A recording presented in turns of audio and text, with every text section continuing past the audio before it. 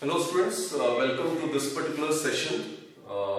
In this session, in the next 20-25 minutes, we will be discussing about a physical quantity and the classification of physical quantity, basically scalars, vectors, and then we will try to find out the difference between scalar quantities and vector quantities, and then examples on scalars and vectors. Right? Before we start, we need to understand physical quantity. As I've told you, physics, it's basically a science which deals with the study of laws of nature and the natural phenomena. Whatever is happening around our surroundings or vicinity, some phenomena is definitely involved. And the study of those natural phenomena comes under the category of physics. Right? And in order to understand those phenomena, we need some physical quantity.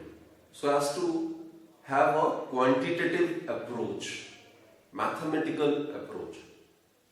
So here comes the definition of a physical quantity. A physical quantity is a quantity in terms of which the laws of physics can be expressed. So these are the quantities in terms of which the laws of physics can be expressed. That's physical quantity. Now, physical quantities can be divided into various categories. There are scalars, there are vectors, there are phasors, there are tensors. So scalars, vectors, tensors, phasors. But in this session, I will restrict myself to only scalars and vectors. So we will discuss scalar physical quantities and vector physical quantities, right? So, first you need to understand the basic difference. Scalars are those physical quantities having only magnitude but no direction. They possess only magnitude. I'll give you an example. Let me ask you a question. How much is the distance traversed by you in going from your home to school? If you say 5 kilometer, 5.2 kilometer, that is, you are indicating the magnitude. You are not indicating anything about the direction or the location of your destination. So that will be scalar quantity. So only if you are mentioning 5 kilometer, it will be a scalar quantity. If you mention 5 kilometer and along with that you mention the latitude, longitude, so it means that not only you are giving the magnitude of the distance, but also you are indicating the direction, in which direction to move so as to reach that destination. That will be a vector quantity, which will have two parts. One, the magnitude, the other, the direction. So this is the basic difference. So scalar quantities are those physical quantities having only magnitude, but no direction. While on the other hand, vectors, these are those physical quantities which are having both magnitude as well as direction.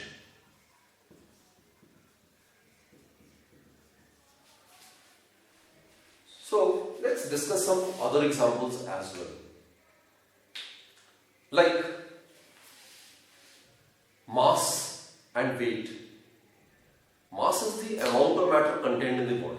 Suppose the mass of a body is given to be 3 kg.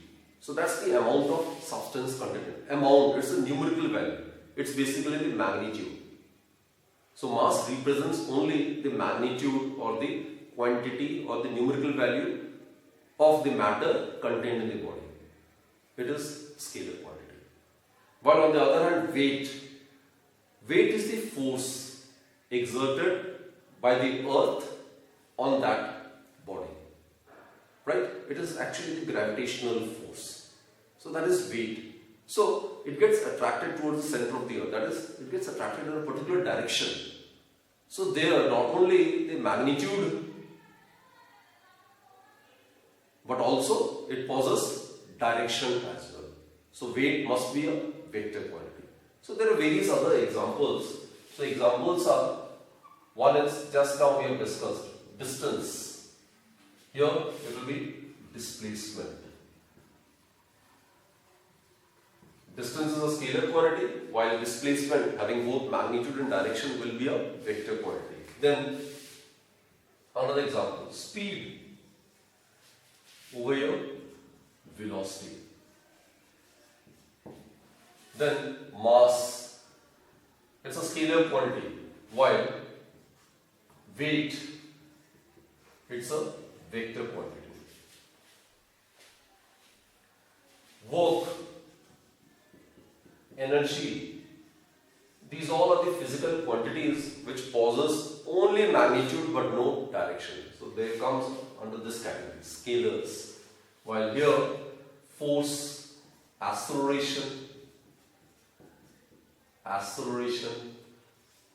force, momentum, these are the terms which we will be discussing in the later section. Impulse, we'll discuss about these terms in detail. So these are few examples of physical quantities which are scalars and vectors, right?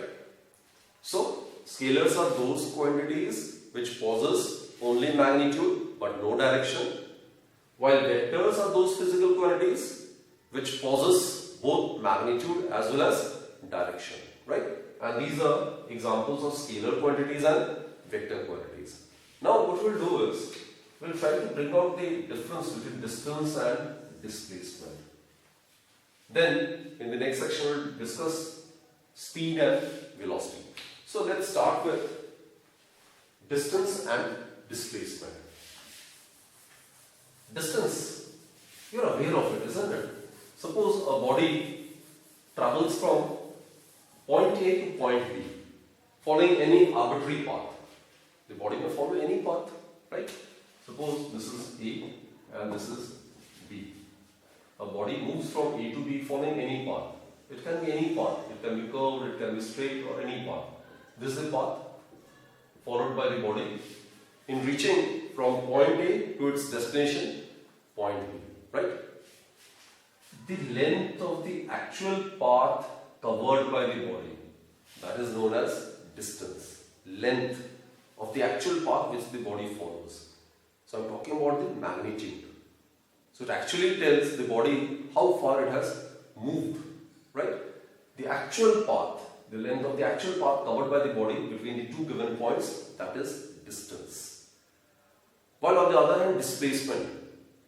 Displacement is the shortest distance and it should be always in a unique direction. Shortest means it should have a unique direction. So the shortest distance between the 2 points between which the body moves is known as displacement. So what would be the shortest distance between A and B? It should be given by a straight line, right? So if I draw a straight line from point A to point B, then this will be displacement. And it is represented by an arrow like this. It is represented by an arrow. The tail of the arrow should coincide with the initial position of the body. The body starts its journey from point A. So point A is the initial point. So there are two parts of the arrow. This is the tail and this is the arrowhead. So the tail of the arrow indicates the initial position of the body, while the arrowhead should coincide with the final position or the destination of the body, right? So displacement is the shortest distance between the 2 points and it must be in a unique direction. That's displacement. So let's check out another difference. So this is distance and displacement. So as I've told you, distance is the actual path. Distance covered by a body may be defined as the length of the actual path covered by the body between the two given points. So it is the length of the actual path. While displacement, it is the shortest path. It is the shortest path between the 2 points in a unique direction. And as I told you, displacement, it has to be represented by an arrow. The tail of the arrow should coincide with the initial position, while the arrowhead represents the final position of the body. So that's the actual definition. Now look, it indicates the length of the actual path covered by the body. Nothing regarding the direction. So it must be a scalar quantity. So it possesses only magnitude but no direction. So therefore distance is a scalar quantity. While on the other hand, displacement is the shortest distance between any two given points in a unique direction. So direction term gets involved over here. So displacement is a physical quantity possessing both magnitude as well as direction. So it must be a vector quantity.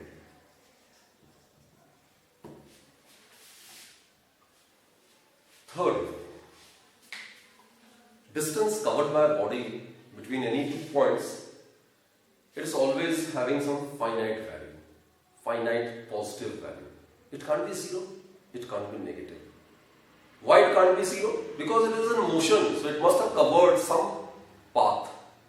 So the length of that path is distance. So if the body is in motion, the distance covered by the body can never be 0.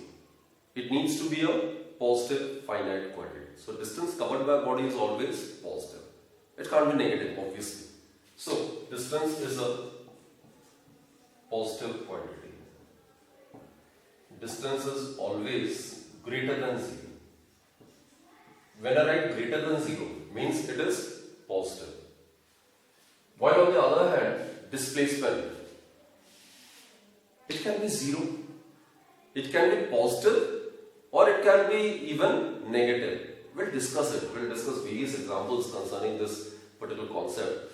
So, displacement, it can be 0, it can be positive, it can be negative.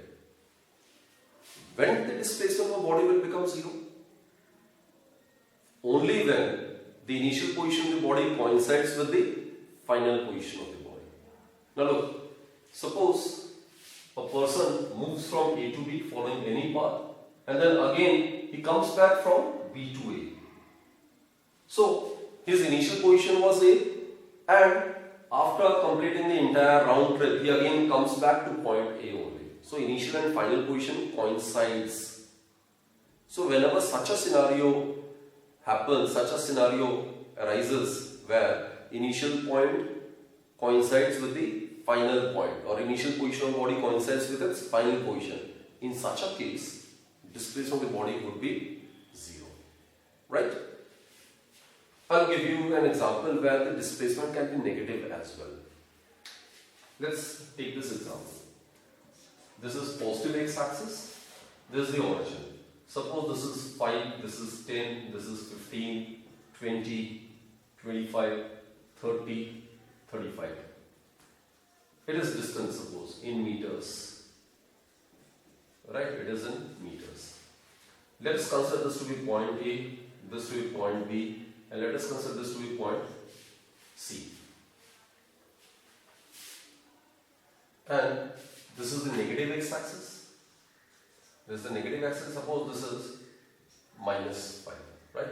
A body, suppose it starts from the origin. The initial position of the body is at point O. A body starts from the origin and it reaches point C, passing through point A and B. It reaches point C like this. Moving along a straight path, it reaches point C. On reaching point C, what will be the distance and displacement of the body? Since it is moving along a straight path, so distance would be naturally equal to the displacement. When the body moves along a straight path, that will be its shortest distance between the two given points, isn't it? So that is the case when the displacement of the body becomes equal to its distance. So in case the body moves along the straight path OC, then the total distance as well as displacement would be 30 meters. Now suppose the body reaches point C and it comes back to point B. Suppose the body goes to point C, and then again it comes back to point B. So initial position was point O and final position was point B. So what is the displacement? This is the initial position, this is the final position. So displacement will be 25 meters. While what will be the distance in this case? The body is going from O to C, 30 plus is coming from C to B, that is 35 meters. So if the body moves from O to C and then again comes back to point B, then the distance would be 35 meters while the displacement would be only 25 meters. Understood now? Again, if the body moves from point O, reaches point C, and again it comes back to point O. So it follows a round trip. O to C and then C to O, back. So what will be the distance covered? What is the length of the actual path covered? It will be 30 meter plus 30 meter, that is 60 meter. That will be the distance, length of the actual path covered. While what will be the displacement? The body has started from this position and eventually he reaches this position. His final position coincides with its initial position. So displacement would be 0. Now imagine a situation when the body moves from point O, reaches point C, and he again comes back at point O and then exceeds this point and reaches this point B. Suppose the body moves from point O, reaches point C, and then again turns back and eventually crossing point O, it reaches eventually final point B. So this is the initial position and this is the final position. This is the initial position and this is the final position. So in this case, what will be the total distance covered during the entire journey? It will be 30, then again 30, 60, and this one is 5. So 65 meters will be the total distance covered. Look, the body starts from here. It goes to point C, so it is covering a distance of 30 meters. It again comes back to point O, so again 30 meters is covered, and then he goes to point B. This is the final position. So again plus 5 meters. So 30 plus 30 plus 5. So it will be 65 meters. That will be the total distance covered by the body. While what about displacement? This is the initial position, this is the final position.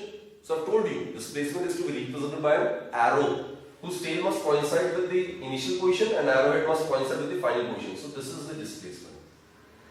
So displacement is 5 units or rather 5 meters towards the negative x-axis. So here you can write displacement as minus 5 meter. Have I made myself clear? So what I meant to say is that in this example we have considered, or rather we have taken such situation where the displacement can have positive value, the displacement can have 0 value, as well as the displacement can attain negative value. So here distance can have only positive value, here the displacement can have positive value, it can have negative value, it can also have 0 value. I'll illustrate with some other examples as well. First, let's try to complete this topic, right? Let's try to bring out some other points of reference or some important points relating to distance and displacement. Okay. Distance is always greater than displacement. Whether the body moves along a straight path, whether it is moving along a plane following zigzag path, it doesn't matter. Distance or the length of the actual path covered would be always greater than displacement. Distance can be equal to displacement provided the body is moving along a straight path. That is, suppose this is point A, let us consider this to be point B. A body moves from A to B following this straight path. So suppose the distance is 30 km. So what about the distance in this case? Length of the actual path covered, that is 30 km. What about the displacement? Again, the straight path, it is the shortest distance between the points A and B. It is eventually the displacement as well. So which is also equal to 30 km. So remember, whenever, this is a very, very important point. Please mark my words.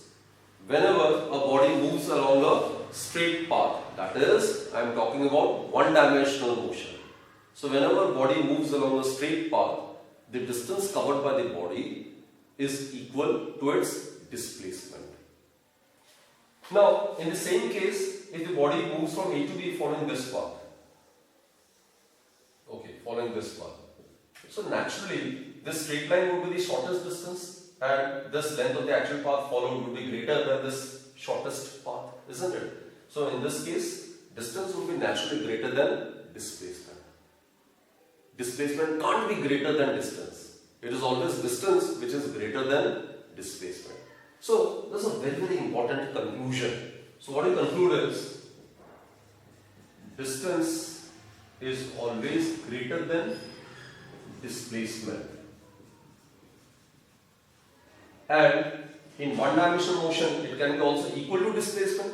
So distance is greater than or equal to displacement. So you are supposed to make use of this inequality. So always remember, distance in one dimension is equal to displacement, but otherwise it is always greater than displacement. So combining both, we can safely conclude that distance is greater than or equal to displacement, right? So it can be further stated in this particular manner as well. The ratio of distance to the displacement covered by a body is always greater than or equal to 1.